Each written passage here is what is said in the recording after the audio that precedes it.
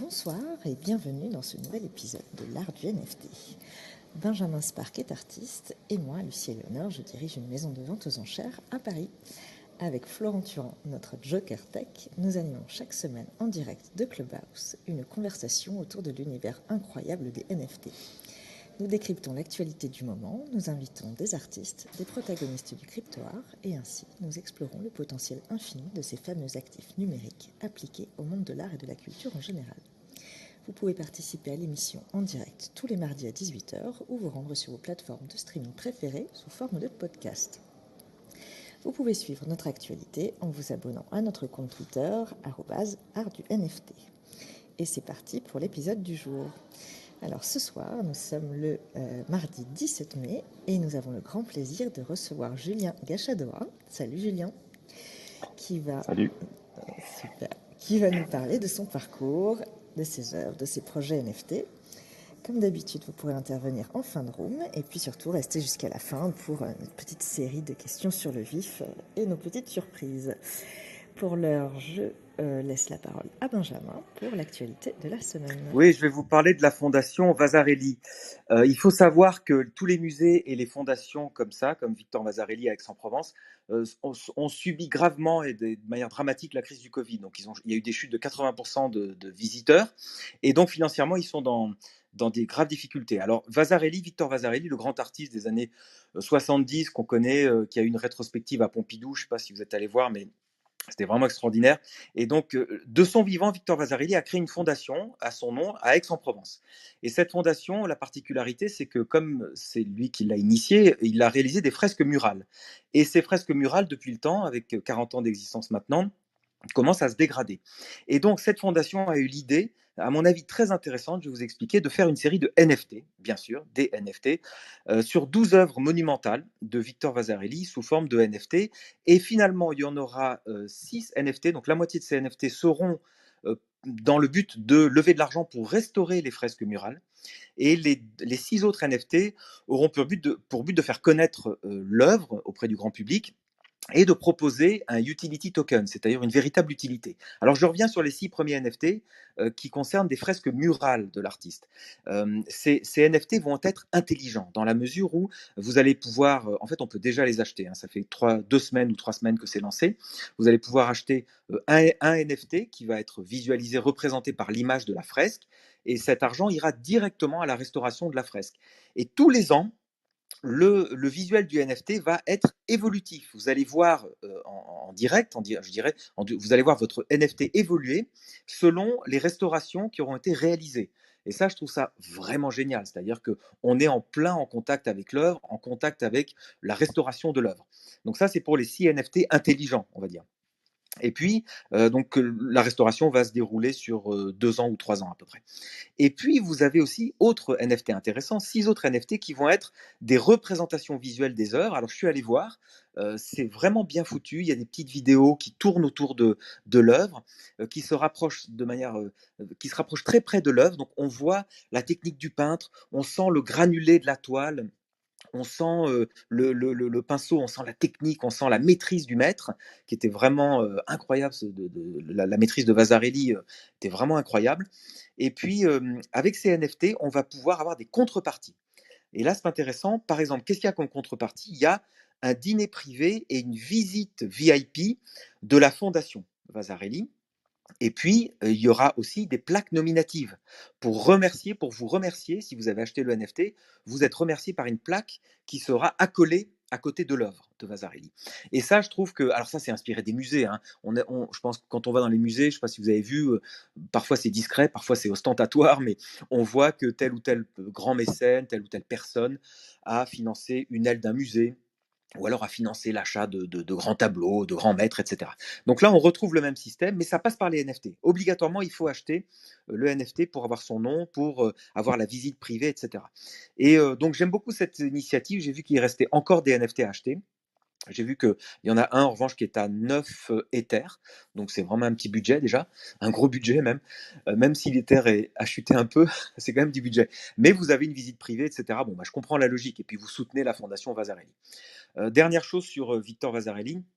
moi, j'étais comme tout le monde, hein, j'avais vu dans les années ouais, 70-80, on en voyait un peu partout. Sachez que Vasarely a même fait les logos de Renault, hein, les voitures Renault, mais a fait aussi beaucoup de logos, beaucoup de choses. On voyait ça dans les immeubles et tout. Et moi, je suis allé voir l'Expo Pompidou il y a quelques années, l'Expo Pompidou de Vasarely, et j'ai pu m'approcher du travail du peintre. Et je peux vous dire que c'est un travail absolument remarquable de précision, de technique, de luminescence. C'est extrêmement fort quand on voit ça. Donc je vous encourage aussi à aller à Aix-en-Provence. À la limite, achetez le NFT et allez voir l'œuvre à Aix-en-Provence directement. Vous voyez comme quoi on peut relier le physique et le digital. Et puis, j'ai appris des choses dans cette expo. Par exemple, Vasarely utilisait de la peinture métallisée, de la peinture pour voiture en fait. Je pense qu'il a dû prendre l'idée chez Renault et ça fait des brillances dans sa peinture qui sont exceptionnelles. Voilà, je voulais parler de ça parce que j'ai parlé des musées aussi qui explorent les NFT, évidemment. Mais là, c'est une fondation privée et je pense que c'est encore un pas supplémentaire du monde de l'art dans le monde des NFT et je pense que les deux se marient extrêmement bien, surtout si on a une vraie réflexion, comme vient de le faire la Fondation Vasarely, sur l'utilité d'un NFT pour restaurer une œuvre ou pour avoir une visite privée, par exemple. Voilà, c'est tout pour aujourd'hui. Bien, merci beaucoup Benjamin. Puis je trouve que c'est intéressant d'avoir parlé de Vasarely par rapport à notre invité du jour. Visuellement, il y a quand même des choses qui se... Voilà, des échos, on va dire. Et ben, merci beaucoup, c'était passionnant en tout cas. Et ben, je vais laisser la parole à Florent pour le mot crypto de la semaine. De quoi tu vas nous parler, Florent, aujourd'hui? Bonsoir, bonsoir. Alors, aujourd'hui, on va parler des NFT on-chain. Et donc, je vais vous expliquer un petit peu ce qu'est le on-chain, off-chain. Donc, les NFT, comme vous le savez, vivent sur la blockchain. Et donc, la blockchain, c'est un grand registre décentralisé. Et ça, au passage, ça sera le mot crypto de la semaine prochaine parce qu'il est important et on le voit partout, mais personne ne sait vraiment ce que c'est. Donc, ce grand registre décentralisé, donc partagé, qui permet d'assurer la traçabilité des NFT, c'est donc la blockchain. Et sur cette blockchain, on va pas mettre toutes les informations qui nous intéressent. On va mettre des informations, enfin donc les NFT vont y être stockés, mais souvent on va pas mettre par exemple les images qui sont trop volumineuses. Et donc ces données-là ne sont pas stockées sur la blockchain. Et donc on dit qu'elles sont off-chain. Et il y a des collections d'œuvres, souvent génératives, qui sont 100% sur la blockchain. Donc, c'est des œuvres qui sont dites on-chain, du coup. Et c'est-à-dire qu'il y a à la fois le contrat, le smart contract, donc le contrat intelligent qui crée le NFT, qui est évidemment sur la blockchain, mais il y a aussi, du coup, les metadata, donc le visuel, toutes les infos, en fait, qui définissent l'œuvre. Et c'est plus compliqué à mettre en place, c'est plus cher et il y a des limites techniques évidemment parce que voilà, on est au début de l'ère des blockchains, donc techniquement c'est très difficile à mettre des fichiers trop volumineux, donc de très bonne qualité, mais ça donne quand même un caractère vraiment spécial aux œuvres qui déjà sont catégorisées automatiquement dans la catégorie, ça fait beaucoup de catégories, désolé pour ça, mais dans la catégorie crypto art. Et en plus, ça donne un caractère vraiment éternel à l'œuvre parce que la blockchain, du coup, de par sa propriété décentralisée, a le potentiel de vraiment vivre pour toujours. Et c'est ce qui donne de la valeur, en fait, à tous nos actifs numériques. C'est ce caractère décentralisé, voilà. Donc, c'était le mot du jour, un peu, un peu distrait peut-être, qui part un peu dans tous les sens, mais voilà, j'espère que ça a été clair quand même. Ouais, c'était très clair. Ben, merci beaucoup, Florent. Et nous allons passer à l'interview de notre invité du jour. Donc, salut Julien. On est ravis de Salut, t'avoir ce soir. oui, Est-ce moi que tu aussi. peux, eh bien, pour commencer, nous dire très rapidement qui tu es, où tu vis et ce que tu fais dans la vie, pour qu'on puisse te Oui, situer bonjour. un peu. Bonjour. Ouais, bonjour à toutes et à tous. Ben, je m'appelle Julien Gachadois, j'ai un moniteur online qui est V3GA ou Vega. Je travaille à Bordeaux depuis à peu près 15 ans et je suis artiste dans le domaine du dessin génératif. C'est-à-dire que je produis des images en fait qui sont programmées avec du code informatique, avec des outils que je développe moi-même, ce qui me permet d'explorer en quelque sorte voilà, rapidement et de manière un petit peu volumineuse. Je produis beaucoup d'images faites à partir de code informatique. Tu vas nous raconter tout ça dans le détail, mais c'était juste histoire de, voilà, de voir d'où tu Oui, nous parlais. oui. Alors, est-ce que tu peux revenir sur ton parcours? Est-ce que tu as grandi dans une famille d'artistes? Voilà, comment ça se fait que tu es devenu artiste aujourd'hui? Oui, le parcours, une trajectoire un peu spéciale, je dirais. J'ai grandi, oui, dans une famille. Ma maman avait une galerie de beaux-arts dans une petite ville de province qui s'appelle Agen, qui est pas très loin de Bordeaux, dans le sud-ouest, et un papa qui était fondu d'informatique. Donc voilà, je crois que C'est le ça, mix est tout à fait. parfait. Ouais. Le mix est parfait. Et donc j'ai baigné, oui, avec beaucoup de tableaux à la maison, en réalité. Assez rapidement, mon père m'a mis entre les mains un ordinateur. Et comme j'avais plutôt une inclinaison à la logique et aux mathématiques, j'ai commencé assez vite en fait à m'intéresser à la programmation, tout bêtement parce que quand on a 10-12 ans dans les années 80, la seule façon de jouer, c'est de taper du code, des listings qu'on trouve dans des magazines un peu spécialisés. Et forcément, j'avais envie d'un peu de comprendre à quoi correspondaient ces lignes. Donc, quelque part, voilà, tout adolescent, j'ai commencé à m'intéresser à la programmation, très jeune, à comprendre des notions, les structures, et surtout à vouloir l'appliquer de manière visuelle. Voilà. Et Oui, voilà. ça me parle beaucoup, Julien, parce que effectivement, dans les Ouais. années 80, j'ai eu aussi accès à de la micro-informatique. Et à l'époque, Oui. il y avait du BASIC, un langage qu'on Oui. appelait le BASIC. Oui. Et déjà, à l'époque, il y avait des magazines spécialisés qui proposaient de coder soi-même en BASIC chez soi, Oui. Oui. co-coder des jeux ou de la musique, même des choses assez intéressantes. C'est ça. Et je comprends cet engouement. Effectivement, c'était absolument génial de se dire, mais en fait, j'interagis directement avec un ordinateur. Rappelons qu'à l'époque, un Oui. ordinateur, c'était un écran vert où il y avait absolument aucune souris, aucune image, il y avait rien, il y avait juste de la ligne de code. Mais malgré tout, on avait la jouissance de sortir un résultat. En fait, on mettait du code et l'ordinateur interprétait le code. Quoi. J'imagine que tu as vécu ça. Oui, oui, oui. J'ai vécu ça, moi, les démarrages, peut-être pour les gens qui sont nés un peu dans ma génération, j'ai commencé avec des TO7, et TO8 et TO9 de Thomson. Et je dirais que le choc pour moi a été vers l'âge de 13-14 ans, où mon père m'a acheté un Atari ST, voilà, qui était un autre qui fait partie des dinosaures aujourd'hui, hein, donc 500 kilooctets de mémoire, il n'y avait pas de disque dur, l'interface c'était des disquettes, des toutes petites disquettes, et le choc pour moi ça a été l'univers de la démoscène. Alors qu'est-ce que c'est cet univers? C'est des jeunes qui avaient entre 15 et 20 ans à l'époque qui pirataient les jeux. Et pour illustrer leurs exploits, avant le démarrage du jeu, ils plaçaient ce qu'on appelait une démo ou une crack throw, comme crack pour pour pirater et throw pour introduction. Et c'était des écrans voilà, de purs bijoux techniques en termes de code, évidemment parce qu'il fallait impressionner le groupe à côté. Et adolescent, moi, c'est un univers qui m'a vraiment fasciné, qui m'a marqué, je pense. Et ben voilà, comme j'avais accès à la programmation, tout bêtement, par mimétisme, j'ai essayé de reproduire un petit peu ce que je voyais à l'écran. Et puis j'ai fondé, voilà, avec des copains de lycée et de collège, j'ai fondé un groupe de démos.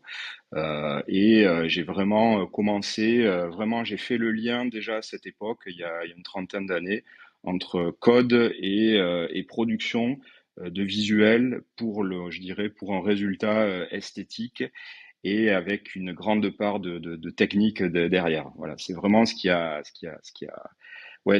été le fond, les fondements de ma pratique. Et ensuite, j'ai monté plus tard, donc après les études, j'ai fait des études plutôt scientifiques, pas du tout dans l'informatique. Tout ce qui touche à la programmation, je suis autodidacte. Et j'ai monté avec un ami en 2004 un studio qui est basé à Bordeaux. Et pendant une quinzaine d'années, on a développé des projets de créa numérique. Et parallèlement, Qu'est-ce que tu appelles création numérique? C'était plutôt du code ou création. plutôt des œuvres ou plutôt d'un studio créatif? Alors c'est un studio qui s'appelle pardon The Rocks et alors on avait vraiment deux pôles, un pôle plutôt orienté artistique en développant nos propres installations numériques. Alors on a travaillé énormément avec du mapping et de la typographie, donc une création par le spectateur de projections en prenant comme, je dirais, comme source d'interface les textos. Voilà, donc on projetait en fait des messages sur des bâtiments qui résultaient un petit peu de l'interaction textuelle que pouvaient avoir les spectateurs de cette projection. Et d'autre part, on avait plutôt une pratique aussi, et donc j'ai collaboré aussi avec pas mal de studios de création graphique en tant qu'expert développeur avec des studios comme Cheval Vert à Paris. J'ai travaillé aussi avec des archis sur les nuits sonores à Lyon en 2000, il y a une dizaine d'années, en 2012, sur la création aussi d'une structure lumineuse. Et parallèlement à ça, on avait une pratique aussi de muséographie. Voilà, on a développé beaucoup d'interfaces graphiques à destination de musées.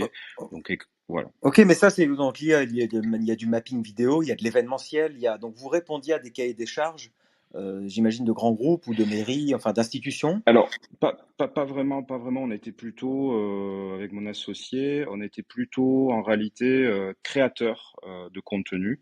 Et donc, on a fait une installation qui s'appelle Gravity, qui a plutôt bien fonctionné, qui a fait le tour du monde et qui a gagné 2 prix en 2011, je crois. Donc ça, c'était vraiment des installations qu'on développait nous et qu'on proposait ensuite à des festivals la communication, je dirais, aidant. Bien, on était invité à représenter, à adapter ces installations, alors que je dirais que pour la partie plus institutionnelle, effectivement, on répondait à des appels d'offres, tout bêtement. Oui. Et donc c'est un mélange des deux, c'est-à-dire que tu devais faire tourner la boîte, comme on dit, donc la boîte tournait avec des contrats business, et par Oui, ailleurs tu développais ton propre imaginaire avec ton associé sur exactement. des projets à vous, l'installation Gravity, donc elle a fait le tour du monde. Tu veux dire que plusieurs institutions, enfin plusieurs lieux dans le monde entier ont réclamé cette institution, enfin cette installation, pardon. Oui, oui, oui, on est parti en Chine, on est allé au Brésil, on est allé un petit peu partout aussi en Europe. Donc oui, c'était des institutions en fait qui nous invitaient pour proposer en fait cette installation qui est un peu universelle parce qu'elle fonctionne vraiment avec l'envoi de textos, ce qui était à l'époque on avait développé un système qui permettait de lire directement depuis notre poste les messages en fait qui étaient reçus par un téléphone et donc après on en faisait un petit peu ce qu'on voulait en termes d'affichage. Donc oui, on avait une pratique artistique assez forte déjà depuis plein d'années. Et parallèlement, moi j'ai commencé aussi l'enseignement parce que j'ai fait partie des premiers utilisateurs ou en tout cas je dirais contributeurs de la plateforme Processing, qui est un outil qui a été développé en 2000 par Casey Rees et Ben Fry, qui étaient étudiants à l'époque en thèse au MIT, sous l'égide de notre créateur, designer qui s'appelle John Maeda, qui lui-même avait travaillé sur un outil un peu de démocratisation de l'accès au code pour des non-spécialistes, c'est-à-dire des gens qui n'avaient pas de formation scientifique, mathématique ou informatique. Et donc, c'était un outil qui s'appelait Design by Numbers, qui permettait en fait à des artistes, sculpteurs, architectes, d'utiliser vraiment le code comme on utiliserait de la peinture. Et cet outil a été repris et développé par Casey Rees et Ben Fry pour permettre vraiment l'accès à cette culture de code et de programmation au plus grand nombre. Donc moi, évidemment à l'époque, j'utilisais beaucoup Flash, qui a déjà été un peu à la fois un outil de graphiste et un outil de développeur. Et j'ai contribué, ça m'a permis en fait de commencer à enseigner aussi. Dès 2006, j'ai commencé à donner des workshops. Donc là, pareil, je me suis découvert, je dirais, une forme comment dire, enfin, j'ai vraiment été entraîné dans la pédagogie, c'est-à-dire comment vraiment enseigner le code à des personnes en fait qui connaissent pas du tout comment ça fonctionne. Et donc, bah, j'ai commencé vraiment cette activité à main-d'œuvre à Paris dans oui, je dirais en 2005-2006 par là. Oui, enfin, attends, Et Julien, avant de passer à l'enseignement, parce que j'ai retrouvé ta vidéo ouais, sur YouTube. Donc, sur YouTube, on trouve ton installation Gravity oui, en tapant d'accord, ton nom. Et effectivement, on voit tous ces mots, on voit des mots oui, tomber en cascade, un peu même à la c'est façon de ça, Tetris. Donc, je c'est pense ça, même il y a un clin d'œil au jeu vidéo. c'est Et c'est ça, intéressant comme tu joues sur les mots. Et là, on voit bien le côté un peu surréaliste. On a l'impression de voir du Magritte aussi. Enfin, oui, on sent qu'il y a une culture d'art moderne chez toi, c'est clair. oui, Et c'est intéressant. Et donc, tu fais tomber. Donc, ouais, les mots tombent comme ça dans une installation vidéo.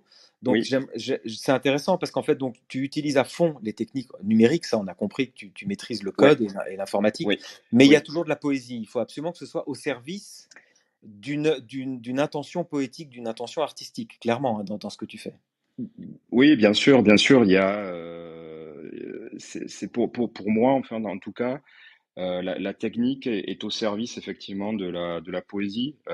C'est-à-dire que là, typiquement, on s'inscrit avec cette installation un petit peu dans la veine des thèses un peu développées dans les années 60-70, op art, je dirais, où finalement on fait participer le spectateur et il devient finalement co-créateur quelque part de l'œuvre. Donc il s'implique par l'envoi de messages et c'est vrai que avec cette installation, on a pu constater la créativité en fait des personnes, c'est-à-dire voilà des gens qui répondent, des gens qui envoient des lignes de code, des gens qui essaient de placer certains mots en jouant un petit peu sur les positions, alors que bah voilà, c'est guidé par la physique et un petit peu d'aléatoire.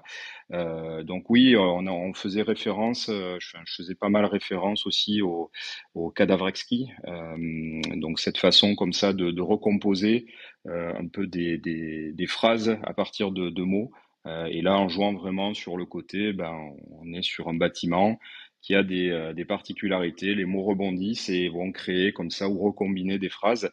Donc effectivement, oui, la poésie, c'est très important C'est chouette de susciter. ouais, c'est ça. Que tu parles des cadavres exquis, c'est génial parce que je crois qu'à l'époque, les surréalistes, André Breton et compagnie, le principe du cadavre exquis, c'est on écrit un mot et puis on plie la feuille pour cacher le mot qu'on a écrit et on Oui, passe ça au voisin, il écrit un autre mot et puis on cache la feuille du mot. voilà, c'est Et en ça, fait, les mots s'enchaînent successivement et ça finit par former une phrase qui n'a pas de sens et qui est humoristique exactement. en général. Ouais.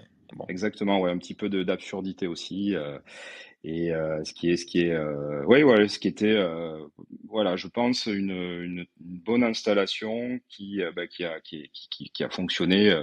On recevait voilà, des tonnes de messages par installation. C'était assez affolant, ouais.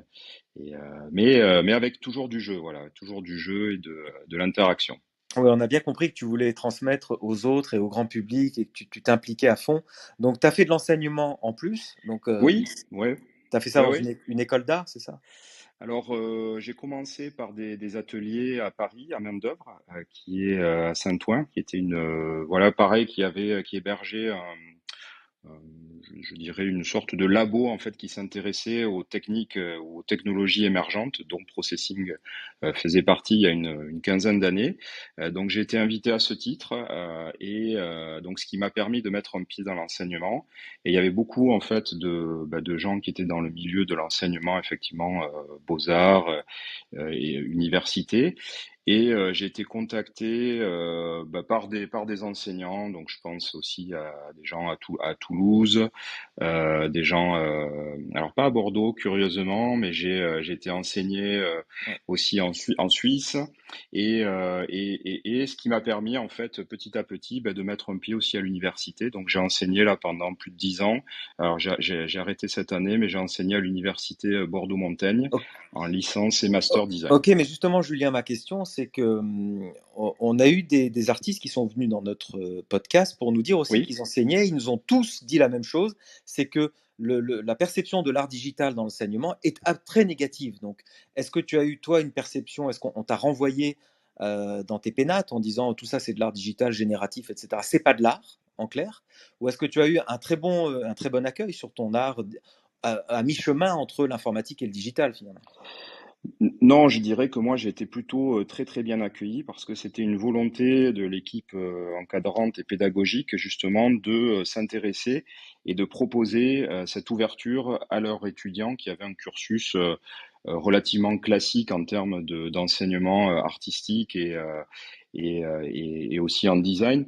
Donc il y a eu vraiment une prise de conscience il y a 10 ans que aujourd'hui on était entouré de machines qui sont programmées, qu'on pouvait effectivement, donc là plutôt pour la partie design, je dirais, utiliser ça comme un outil, puis pour la partie art, l'utiliser comme aussi un outil, mais de création visuelle. Donc j'ai pas eu j'ai plutôt été invité moi en fait. J'ai pas été en confrontation ou j'ai pas été comment dire, ouais, j'ai pas eu à batailler pour imposer un petit peu cet univers du code, voilà. Ok. Voilà. Et alors, si on fait un petit saut dans le temps, là, parce que là, on parle des années 2000, 2010. Oui, oui. Alors, qu'est-ce qui s'est passé ces dernières années? Mais ce qui s'est passé ces dernières années, c'est que parallèlement à cet enseignement, j'ai commencé à vraiment m'intéresser à l'histoire de la création visuelle par du code, qui prend ses racines après la Deuxième Guerre mondiale et l'utilisation par des ingénieurs d'énormes machines qui étaient disponibles que dans les centres militaires ou les très grosses boîtes comme IBM ou AT&T. Et j'ai remonté un peu le fil du temps. Moi, je m'étais arrêté un peu quand j'étais voilà jeune homme ou adolescent. Pour moi, la quintessence de l'art visuel par le code, c'était vraiment la démo-scène. Pour moi, il y avait pas mieux, il y avait pas avant surtout. Et j'ai remonté un petit peu le fil du temps pour découvrir des artistes qui ont utilisé ce matériau, le code, Tu peux nous pour en citer produire. quelques-uns? Oui, je peux citer notamment là Vera Molnar, dont le travail est exposé à la Biennale de Venise en ce moment même. L'école allemande avec Frieder Nacke. Il y a les Américains avec George Nees. Voilà, c'est les premiers qui me viennent à l'esprit et qui utilisaient donc ces ordinateurs, ces premiers ordinateurs sans écran. Donc, ils produisaient en fait des graphismes qu'ils imprimaient ensuite avec des traceurs voilà, de l'époque qui étaient plutôt destinés à tracer des plans et à faire ce genre de choses. Donc, ça m'a un peu fasciné. Je dois avouer. Puis il y a une inclinaison aussi pour tout ce qui est plutôt d'ordre très minimal, très, je dirais très simple, très abstrait. Benjamin, tu parlais de Vasarely, voilà, ça fait partie de mes influences aussi. J'ai commencé moi à programmer aussi comme ça, un peu dans mon coin, un peu le soir, euh, des graphismes. J'ai dû commencer ça en 2012-2013. Et je dirais que la vraie cassure pour moi, la vraie dynamique pour moi, ça a été quand j'ai acheté un traceur qui s'appelle Axidro, qui est un traceur vendu par une boîte aux États-Unis qui s'appelle Evil Mad Science. C'est des artisans, je dirais. Et là, j'ai commencé à produire voilà, de manière quotidienne, en suivant un peu l'exemple de notre artiste que j'adore, qui s'appelle Zach Lieberman, avec qui j'avais été en contact aussi un petit peu avant. On avait travaillé ensemble sur la plateforme Open Frameworks, et qui est un petit peu le cousin de Processing. Et ouais, j'ai commencé à avoir une production assez importante, c'est-à-dire que tous les soirs, je me mettais devant ma machine, devant mon plotter, et j'imprimais une image, voilà. Donc il faut savoir Tu que faisais ton entraînement, tes gammes, en fait.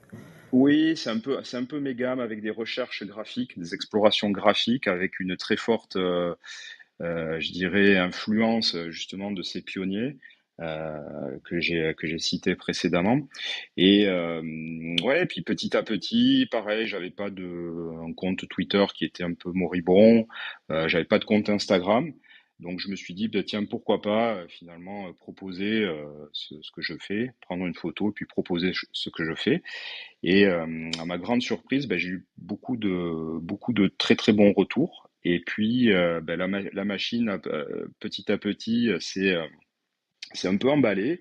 Donc j'ai réalisé ma première exposition ici à Bordeaux à la galerie Metavilla de mes dessins algorithmiques en 2020, juste avant que je n'entre dans l'univers des Ah oui, NFT. tu veux dire Voilà, j'ai que l'art digital abstrait comme tu fais, s'est emballé bien avant, enfin un petit peu avant l'émergence des NFT, l'explosion Ah des oui, NFT. Et c'est marrant, tu oui, parles d'un compte Twitter moribond. On est tous, à mon avis, très nombreux dans ce podcast à avoir eu un compte Twitter moribond Mais oui, qui était en ouais, sommeil. Et d'un seul coup, comme on sait que Twitter est maintenant le réseau social oui, des NFT et de l'art digital, tout le monde a c'est réactivé vrai, son compte, moi le premier. c'est Et je clair. suis très actif Il avait 10 ans, mon dessus. c'est compte vrai. Twitter, je m'en étais jamais servi. Et on s'en était jamais servi, on était tous passés sur Instagram. Et Oui, finalement, tu as raison, c'est important que tu dises ça. Twitter, donc c'est important que tu dises en 2020, toi, tu as pu créer une communauté autour de ton travail, autour de tes oui, œuvres, oui, oui, sur Twitter, et qui oui, évidemment a commencé à aimer ton travail, liker, etc., et suivre ton oui, travail dès que les NFT oui. sont arrivés, quoi. Oui, oui, oui, c'est-à-dire que moi j'avais déjà des personnes, et alors le milieu est assez petit hein, finalement, des gens qui font du dessin génératif, et encore plus, alors ça explose là depuis 6 mois, mais il faut savoir qu'il y a 3, 4, 5, même 10 ans, c'était un petit village, hein, on se connaissait tous plus ou moins, on savait qui faisait quoi. Et moi, vraiment, avant ce boom des NFT, donc quand j'ai proposé ma première exposition de dessin fait au traceur, je connaissais pas. Donc, on était en octobre 2020, j'avais pas du tout entendu parler des NFT. Je savais pas ce que c'était. Et Et bon, voilà. Et puis, alors comment tu découvres, justement? ben, je découvre en décembre 2020 par le biais d'un ami et d'un artiste que j'apprécie beaucoup qui s'appelle Andreas Gisin, qui est suisse, avec qui j'avais animé à Paris en 2010 plusieurs ateliers, enfin où j'avais participé avec des ateliers où il était là. Et voilà, je découvre que sur Twitter, justement, il poste des liens d'œuvres qu'il vend sur, alors je ne veux pas me tromper, mais je crois que c'était sur Super Rare, sa plateforme. Et bon, je suis un peu intrigué, je vais voir. Alors évidemment, ce qui m'intrigue aussi, c'est les prix. Je dois le dire, puisque moi j'étais, voilà, avec mes dessins, j'étais vraiment largement en dessous de ça. Donc ça m'intrigue, je prends contact avec lui, puis là on échange un peu, il me parle ouais de cet univers des NFT. Donc je comprends pas très bien en fait au début de quoi il retourne, d'associations. J'avais entendu parler des crypto-monnaies, Bitcoin, mais tout ça c'était un peu vaporeux pour moi, très lointain et presque trop virtuel pour moi, alors que justement j'avais une démarche de sortir des écrans et aller vers le papier, l'impression, prendre le temps, regarder mes dessins se faire. Donc bon, il m'en a parlé, puis j'ai pas vraiment plus suivi que ça, je dois dire. Et la vraie entrée en matière s'est faite en mars 2021 avec, là, il y a eu une espèce de feu sur Twitter avec l'arrivée de Ike Nonk. Donc là, j'ai tous mes contacts, voilà, qui faisaient du dessin génératif comme moi, mais qui m'ont dit non, mais mets-toi sur la plateforme, c'est un peu dingue. Tu mets une image, elle est collectionnée aussitôt. Enfin, c'est de la folie. Et bon, pareil, ouais, de nature plutôt sceptique, je me suis dit bon bah je vais quand même tenter l'aventure. Donc c'est avec Lionel Radisson qui est très actif aussi aujourd'hui sur les différentes plateformes que j'ai fait mes premières gammes. Donc j'y comprenais absolument rien au début. Qu'est-ce que c'était que minter, voilà, créer un wallet. J'étais un peu perdu, donc il m'a accompagné. Et ce qui est marrant, c'est que Et, tu as commencé par Tezos. et j'ai commencé par Tezos, ouais, parce que je suivais un artiste en fait qui s'appelle Quasimondo, Ah oui, bien sûr, Mario et Klingenman. Mario Klingemann, voilà, et Joanie Lemercier aussi, qui faisait partie des gens que je suivais très activement et dont j'admirais le boulot et dont j'admire d'ailleurs toujours le boulot. Et voilà, je me suis dit, bah, pourquoi pas moi? Finalement, je vois que ces gens, bah, voilà, peuvent dégager un petit peu de bénéfices en vendant des œuvres digitales ou en tout cas des images.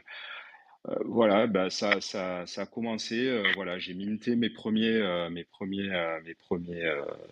images sur Ikednunk en mars C'est 2023. intéressant ce que tu dis Et parce que tu parlais de gagner sa vie, en gros, hein, pour faire simple, pour les artistes aussi qui nous écoutent. Et en fait, tu as pu commencer à pu envisager de gagner ta vie avec ce dessin génératif grâce au NFT. Et d'ailleurs, c'est le principe, c'est aussi le cas pour tous les artistes digitaux qui, avant, ne pouvaient absolument rien vendre. En fait, personne ne voulait oui, acheter de l'art digital, encore moins peut-être du dessin génératif. Où faut expliquer aux gens quand même, c'est quand même un plotter. Enfin, c'est une machine, enfin, c'est une imprimante qui a un bras articulé et oui. qui dessine à la place de l'homme. Et donc, si on ne comprend pas tout ce qui se passe derrière, le principe, le concept, la préparation, alors on se dit, OK, c'est une machine qui fait ça. Mais Oui. donc, j'ai l'impression que les NFT ont libéré, ont décomplexé tout cet univers digital pour proposer, pour vous mettre sur un piédestal, pour dire c'est du vrai art finalement. Oui, et puis surtout, ça permet de. Alors, j'avais déjà moi vendu quelques dessins, je dirais un peu sous le manteau, hein, parce que j'avais pas de boutique et un peu, voilà, les personnes me contactaient en me demandant, est-ce que ce dessin est disponible, J'aime est-ce bien que tu le. l'idée de l'artiste qui vend en contrebande, comme ça, sous le manteau. J'aime bien. Oui, c'était vraiment, vraiment ça, puisque je me disais, mais bon, enfin, je savais que ça se vendait très difficilement. Pour moi, l'univers traditionnel de l'art, des galeries, ça me paraissait complètement inaccessible. Et c'est vrai que le fait d'être en contact quasi direct avec les collectionneurs, donc moi je discute très souvent aujourd'hui avec des gens qui m'achètent des dessins ou qui m'achètent des NFT, je pense que ça a libéré et ça a fait aussi découvrir à des personnes, hein. Je pense que les collectionneurs aussi de NFT ont découvert quelque part l'art génératif avec l'arrivée des NFT. Alors, moi, Et j'ai une petite question technique, oui, c'est-à-dire que bon, pour l'exposition que tu avais faite, par exemple, donc c'était des dessins au traceur, et là, oui. en NFT, donc qu'est-ce que tu mintes? Est-ce que c'est quand même des dessins au traceur que tu scannes ensuite, ou alors c'est un autre process Et ah là, oui, alors ça, c'est une question qui me taraude un peu, je dois dire. J'ai vendu des dessins. Alors, j'ai je dirais, plusieurs stratégies que j'essaye en fait, hein. Alors, il faut dire aussi que cet univers des NFT, pour moi, c'est un terrain de jeu. J'essaye des choses. Donc, les premiers dessins que j'ai vendus, je vendais en fait, pour moi, le NFT, c'était comme une sorte de certificat qui était ouais, un certificat d'authenticité. Donc j'ai vendu mes premiers dessins sur Ikednook en mettant dans les métadatas, dans le texte de description, que la personne qui a acheté finalement l'image recevait le dessin fait au plotter en édition unique. Et là récemment, je me suis lancé parce que j'ai fait un projet avec alors pareil un cadavre exquis de plotting. Euh, J'en dis deux mots, mais c'est un projet. J'avais été contacté par une artiste qui s'appelle Ishkra Velichkova, qui vit à Madrid, qui a d'ailleurs vendu un dessin fait au plotter à South By à New York il y a un mois. Et en fait, elle m'a contacté, elle m'a dit, j'aime beaucoup tes dessins. Est-ce que ça te dirait, voilà, qu'avec plusieurs artistes, on s'envoie un bout de dessin et puis façon cadavre exquis, l'artiste suivant complète le dessin un petit peu avec sa technique. Et donc on avait fait ce dessin, on a réalisé ce dessin, donc ça a pris plusieurs mois parce que le temps de le faire, de l'envoyer, etc. Et on a vendu en fait le scan il y a non, c'était début avril, un gros collectionneur en fait, et on a vendu le scan en fait du dessin. Et je me suis dit mais c'est pas bête en fait de mettre des beaux scans et des belles photos de ces prints, de ces plots, et de vendre de vendre le NFT sous cette forme-là et d'envoyer directement au collectionneur le dessin. Et à ma grande surprise, ça a plutôt bien fonctionné. On est d'accord que Euh, le principe du cadavre exquis, c'est quand quelqu'un fait un dessin, il le cache. Et l'autre oui, poursuit le dessin avec juste un petit bout de trait qui dépasse exactement, en imaginant ce que l'autre a pu faire. Et donc, le exactement. deuxième fait le dessin et cache son dessin et tout est caché à chaque fois. Exactement, c'était exactement, on a fait exactement cette procédure, c'est-à-dire on avait le bout du dessin des artistes précédents qui était caché, on devait imaginer, en quelque sorte se connecter ou compléter ou faire complètement autre chose en suivant une zone qui était libre. Voilà. Et donc on a fait un dessin qui s'est très très bien vendu aux enchères je crois que c'était sur Versum. Mais alors là, il y avait également la version physique qui était envoyée à l'acheteur ou Oui, l'acheteuse. oui. Et alors, comment t'envisages l'éventuelle revente du NFT? Qu'est-ce qu'il advient de l'œuvre physique? Alors, qu'est-ce qu'il advient? Ben, on précise justement dans le texte que le collectionneur qui souhaite revendre le NFT doit en même temps revendre ou transférer le dessin. Alors, je sais que voilà, j'ai C'est jamais eu le cas utopique. c'est utopique, j'ai jamais eu le cas de revente, mais en tout cas, effectivement, c'est précisé dans le texte. Et un des premiers, je crois, qui avait expérimenté autour de ça, c'était Joanie Lemercier en fait, qui expérimentait ça de vendre des plots, des dessins aux traceurs sur une plateforme de Mais NFT. c'est intéressant que tu parles de ça parce que quand on consulte des galeries, ce qui est mon cas, qui viennent me questionner, à chaque fois elles sont Oui, questionnées par le physique, le rapport entre le NFT et tu vois, toi tu dis, alors Beeple à l'époque faisait ça, oui, on a fait un NFT en expliquant qu'il serait bien que dans un monde idéal, quand on revend le NFT digital, on envoie par FedEx l'œuvre physique. oui, Et oui, effectivement, et donc c'est intéressant, tu dis ça, en fait tu mets le doigt sur quelque chose d'intéressant qui va se passer dans les galeries, c'est tout le monde va vouloir proposer un lien entre le physique et le digital, enfin tous oui, ceux qui viennent de l'art contemporain évidemment. Et donc hein, il faut expliquer que on peut faire ça si l'artiste le décide, et l'artiste doit le dire sur son oui, savoir auprès de la communauté. Et si quelqu'un un jour t'achète à toi une œuvre, par exemple, le collectionneur doit savoir que dans ta logique, il faut acheter à la fois le NFT et recevoir l'œuvre physique. c'est ça. Oui, c'est un peu une procédure finalement. C'est ça, c'est complètement une procédure et c'est une façon aussi de lier le NFT à un objet physique parce que j'ai eu des demandes aussi sur le projet sur Artblocks qui m'a fait, je dirais, un peu émerger au niveau international. Où là, j'ai des personnes m'ont demandé en fait d'imprimer une version papier, donc sur des tailles assez conséquentes, presque un mètre voilà, un mètre par un mètre, des images qui avaient été achetées. Voilà, donc je me suis dit, c'est quand même une plateforme. En tout cas, je reste moi assez attaché à cette idée quand même de posséder ou d'avoir quelque chose d'assez tangible. Ok, donc toi, Julien, alors ça, j'aimerais bien que tu nous expliques, même à moi, parce que je suis un petit peu perdu. Alors, je réexplique le projet Artblocks. C'est un Oui, projet lancé il y a quelques années, si j'ai bien compris, où Artblock, c'est de l'art génératif pur, comme disait Florent donc dans le mot du jour. C'est-à-dire que c'est de l'art qui est oui, totalement on-chain. Donc on est d'accord on-chain, ouais. qu'un artiste, alors un artiste est sollicité par Artblocks. Donc déjà, il faut être choisi par Artblocks, par le comité Artblocks. Donc déjà, il y a de la curation. Oui, Donc toi, tu as été choisi par le comité. Comment ça se passe? Ils t'écrivent, ils te disent, on aime votre art, on aimerait que vous puissiez coder une œuvre à la façon de Artblocks et intégrer la collection Artblocks qui est sur Ethereum. Donc il faut aussi maîtriser le code. Enfin, comment ça se passe concrètement? Comment ça s'est... alors, alors je pense que les conditions aujourd'hui d'accès ont changé, mais il y a un an, c'était pareil à la même époque, à la folle époque, je dirais. De mars 2021. Moi, j'ai découvert, alors, j'étais en contact, paradoxalement, je discutais pas mal avec un artiste qui a complètement explosé aujourd'hui, qui s'appelle Dimitri Tcherniak, euh, qui a, qui a sorti le projet sur Artblocks Ringers. Et pareil, j'avais vu ça et bon, je comprenais absolument pas ce qui se passait. Moi, j'avais juste compris qu'il avait proposé un algorithme en ligne et que ça avait fabriqué en fait les fameux ringers, voilà. Et donc en fouillant un peu, j'avais découvert ou j'avais trouvé le formulaire d'inscription à cette plateforme. Et je pense avoir eu le nez creux à ce moment-là parce que j'ai rempli le formulaire mais sans vraiment avoir d'espoir.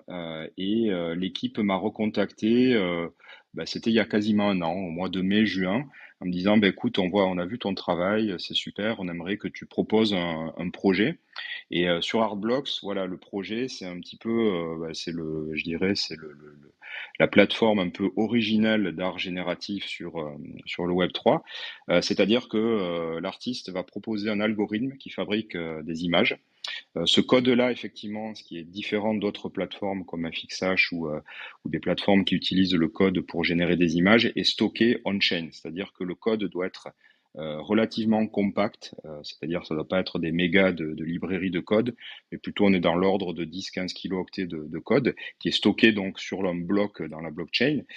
Et donc ils m'ont proposé, ils m'ont dit, bah écoute, ouais, on aime bien ton travail et voilà, sache que tu nous proposes un algorithme qui fabrique des images et ce travail-là va passer par le biais d'un board qui est composé de galeristes dans ce domaine-là et donc il sera publié sur la plateforme.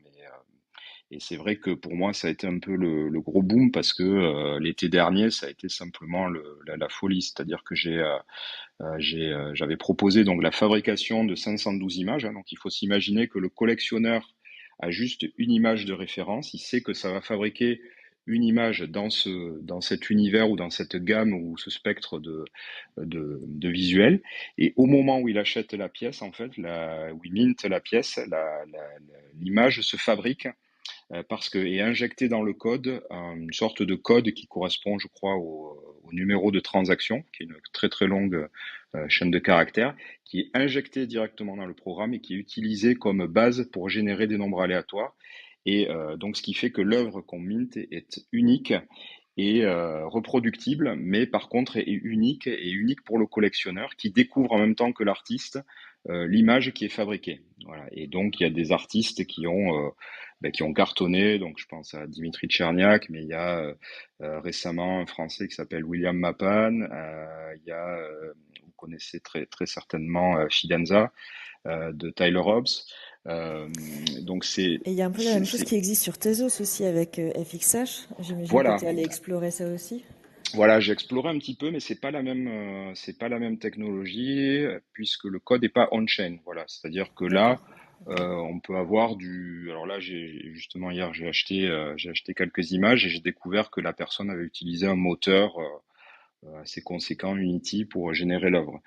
Donc c'est vrai que sur la partie Artblocks, il y a ce côté aussi un peu performance, d'avoir du code un peu compact qui fabrique de très belles images voilà, en utilisant différentes techniques. J'en profite pour dire à nos auditeurs et à nos auditrices qui voudraient intervenir et te poser des questions en direct de ne Oui, pas hésiter à lever la main et de monter sur. bien sûr, ouais, avec plaisir. Ouais, si quelqu'un veut intervenir, avec grand plaisir, on vous donne le micro pour poser des questions à Julien. Moi, Julien, ce que tu dis est assez fascinant. Effectivement, c'est ce que j'avais compris d'Artblocks. En gros, c'est que l'artiste propose un code, en fait, comme une procédure, comme un protocole finalement de Oui, c'est création, ça.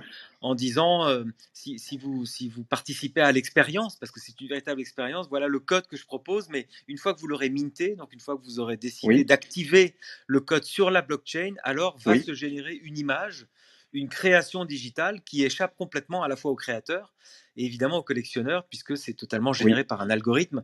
L'idée est assez, assez stupéfiante, même intellectuellement, oui, de se dire ouais, j'achète un travail qui n'est pas fait, en fait, qui n'est pas réalisé. oui, On a vu sur Fidenza et sur Artblock que tout est toujours abstrait, effectivement, parce que c'est géométrique. oui, Je dirais que c'est la façon dont la machine interprète le code, c'est toujours de la géométrie, hein, c'est quand même des c'est formes ça. de base. Et donc, comment toi tu perçois ça? Est-ce que tu perçois l'avenir de Artblocks? En fait, est-ce que tu perçois comme un avenir de l'art digital qui est complètement abstrait et ésotérique finalement? Je dirais, oui, alors je dirais il y a différents. Alors, je dirais que Artblocks a permis vraiment de révéler un petit peu cette pratique de générer des images à partir de séquences de nombres aléatoires, voilà, ce qui dans le milieu était un outil assez commun. Et comment je vois, ben oui, FXH effectivement a explosé aussi en 6 mois à partir de, je crois, c'est sorti en novembre ou décembre de l'an dernier. Et Et puis ce qui est génial, tu testes plein d'autres plateformes, j'ai l'impression. Là. Tu m'avais parlé de plotables.io. oui, tout à fait. Alors oui, je sors un projet d'ailleurs le 1er juin prochain sur une plateforme qui s'appelle Plotable.co qui utilise la technologie, le contrat de Artblocks. Donc c'est un petit peu adossé à Artblocks. Et le principe, c'est exactement le même, c'est-à-dire on va minter une œuvre de l'artiste, voilà, dans le style de l'image qu'il a proposé, c'est-à-dire le mint initial, 0. Et là, la particularité, c'est que on pourra directement plotter depuis le navigateur, si on a un traceur, on pourra plotter l'œuvre. Voilà, donc il y a toute une interface graphique. Et là, j'ai travaillé justement, alors petit scoop que je dévoile. J'ai travaillé avec Matt Jacobson, qui est le gestionnaire de la plateforme. On a développé un système qui va permettre en fait à distance aux collectionneurs de demander une signature de l'artiste. C'est-à-dire on va se connecter sur une plateforme et en direct, je vais pouvoir signer son dessin à distance. Voilà. Donc ce sera la petite nouveauté qu'on va mettre en place pour cette sortie. Voilà, c'était une idée que j'avais. Donc une signature électronique, mais physique à distance. C'est exactement, voilà, je vais signer le dessin. Voilà, donc là il est basé à New York. On a fait un test la semaine dernière.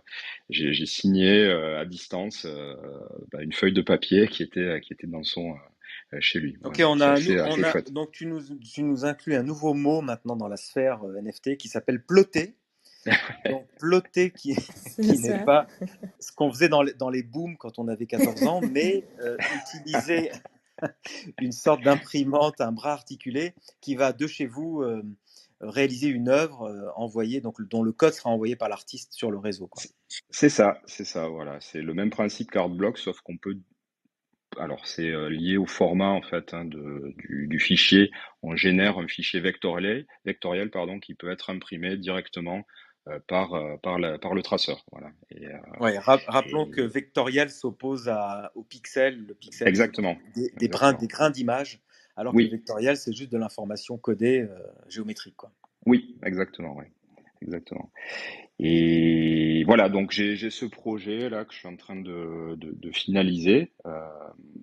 Donc j'ai posté quelques images sur mon fil Twitter qui ont plutôt bien fonctionné.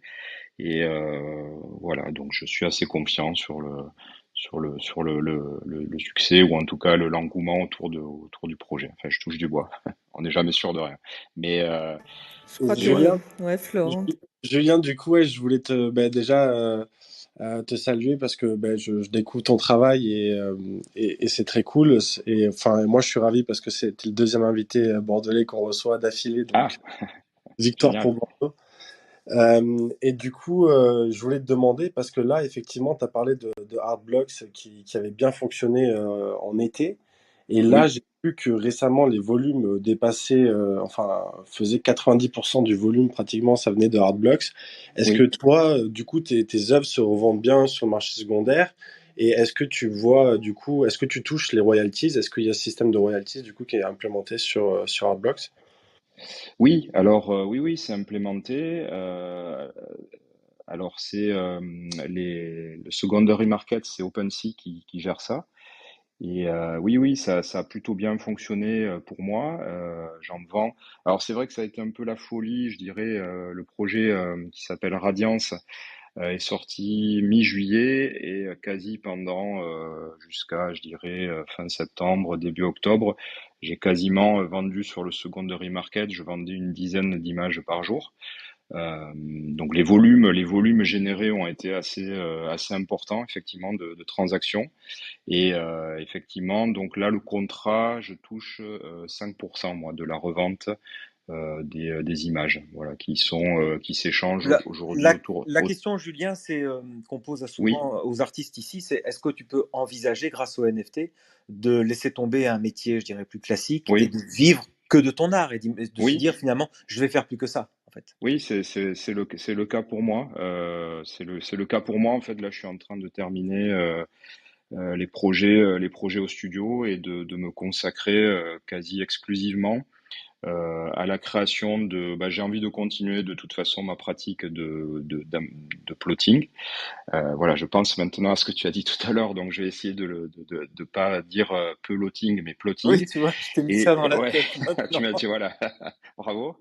Oui, oui, donc je continue ça parce que c'est une pratique, voilà, qui est assez reposante en fait de faire des recherches graphiques dans cet univers un peu paramétrique de graphisme abstrait.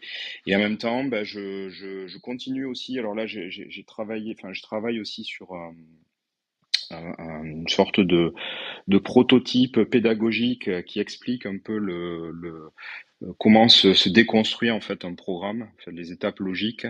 Donc j'ai développé ça à l'occasion. J'ai tourné des cours pour Domestika au mois de mars dernier. Donc là, pareil, bon, je sais pas si je devais le dire, mais il y aura des cours sur Domestika justement sur toutes les questions d'apprentissage de code pour créer du dessin génératif. Et donc ouais, je continue. Enfin, j'ai envie de développer, de toujours développer ces deux pratiques, créer des images. Voilà, aujourd'hui, c'est vrai que je peux vivre en fait de la vente de mes dessins, que ce soit physique ou NFT plus physique ou NFT. Donc d'ailleurs, j'ai un second projet en préparation sur Artblocks.